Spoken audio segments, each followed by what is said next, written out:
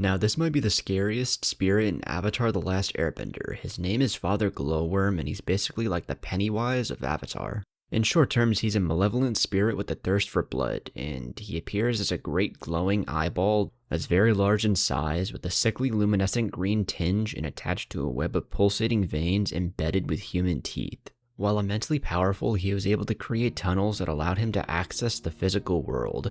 Now, Father Glowworm in general is an ancient spirit, far older than beings such as Ko, who is already immeasurably old, and is thought that he's actually the father of Ko, along with the Mother of Faces, who's actually Ko's mom. Possessing the power to create rifts between the spirit and physical world, he proceeded to cross over to the latter to prey on humans so he could feast on their blood.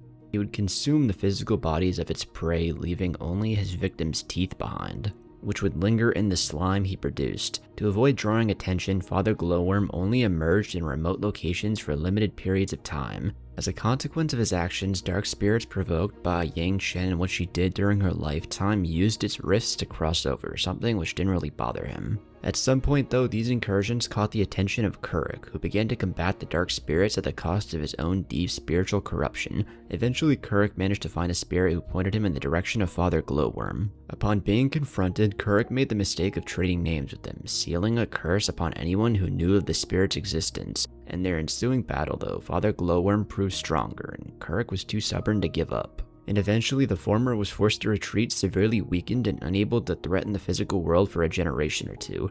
At some point prior to 296 BG though, Father Glowworm had met Ganzu, who was originally a friend of Kuruk but after his death became the teacher of Yoon the false avatar and later Kyoshi. He referred to Ganzu as the architect, and they met again that year when the earthbending master asked Father Glowworm whether Kyoshi or Yoon was the avatar. Being able to sense the avatar spirit due to his past confrontation with Kuruk, the spirit knew that one of the children had to be the avatar. Still though, Father Glowworm was amused that the physical world was in a poor enough state that Ganzu even had to ask, and he told him that he would need blood in return for his help. When Ganzu agreed though, Father Glowworm pointed to Kyoshi with a tendril, identifying her as the true avatar, and coiled another tendril around Yoon.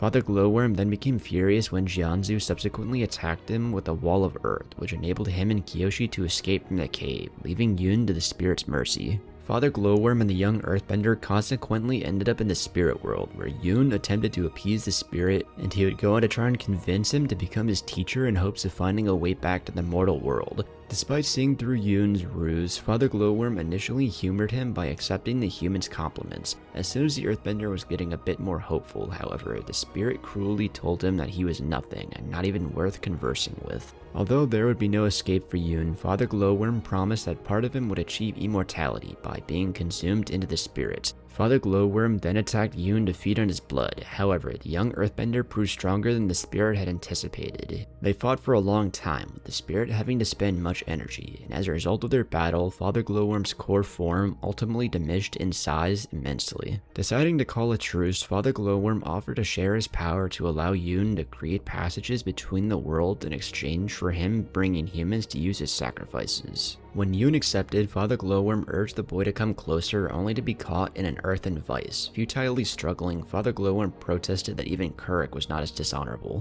which when you think about who's talking is kind of funny because bro is an evil spirit talking about honor. Anyways though, he was helpless as Yoon devoured his eye, gaining his powers as a result and seemingly ending his existence. Yoon himself was unsure what had happened to the spirit after their merger though, and as spirits cannot truly die, it remains unclear what happened to Father Glowworm's essence after Yoon's physical body died in 295 BG. But I feel like we could potentially see him in later stories down the road, whether that's in a comic, a future book, or even in an upcoming Avatar show or movie. And I mean, it has been centuries, and I feel like his body could somehow reform and just like come back in a different part of the spirit world or the normal physical world as a whole. And if you've watched Naruto, kind of think of it similar to how like if a tailed beast supposedly dies, quotation marks, it just reforms in a different part of the world because it's just made out of pure chakra.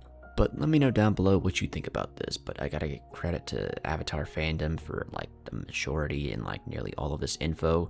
They definitely be doing right by the fandom when it comes to that. Anyways though, if you liked the video, then make sure to leave a like, comment, and subscribe, and I got a goal of hitting 10,000 subs, so it would be pretty nice if you helped me out with that goal. But with all that out of the way, I will catch you in the next one. Peace.